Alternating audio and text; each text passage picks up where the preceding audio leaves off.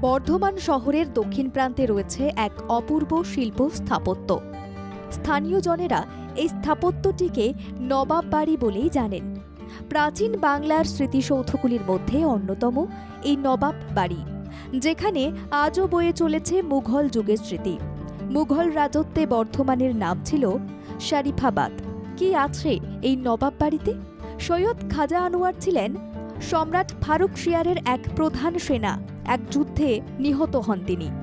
সম্রাট তাঁর স্মৃতির উদ্দেশ্যে নবাব বাড়িতে সমাধিস্থ করার পর তাঁর উপর একটি সৌধ নির্মাণ করে দেন। প্রায় ৩০০ বছরের পুরনো সমাধিক্ষেত্র। এর ৪ কোণে ৪টি মিনার রয়েছে। এছাড়া তুর্কি বংশোদ্ভূত কবি এবং ফকির বাহারামের মাজার রয়েছে বর্ধমানে। মুঘল সম্রাট হুমায়ুনের সময় ভারতে এসেছিলেন তিনি।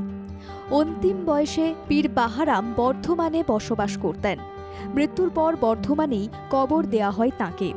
তার সমাধিস্থলের পোশাকি নাম পীর বাহারামের মাজার। এর রক্ষণাবেক্ষণের দায়িত্বে রয়েছে ভারতের প্রত্নতাত্ত্বিক বিভাগ। বর্ধমান রাজবাড়ির কাছেই এটি অবস্থিত। কিভাবে যাবেন এখানে? কলকাতা থেকে নিজের গাড়িতেই যেতে পারেন বর্ধমানের নবাব বাড়িতে। তাছাড়া ট্রেনে চেপে বর্ধমান পৌঁছে সেখান থেকে গাড়ি ভাড়া করে যেতে পারেন অনায়াসে। যাতায়াত এবং ভ্রমণ মিলিয়ে একটা দিনই যথেষ্ট। তাহলে আর দেরি না করে ঘুরে আসুন ইতিহাসের শহর বর্ধমানে। ব্যুরো রিপোর্ট, বাংলা জাগো।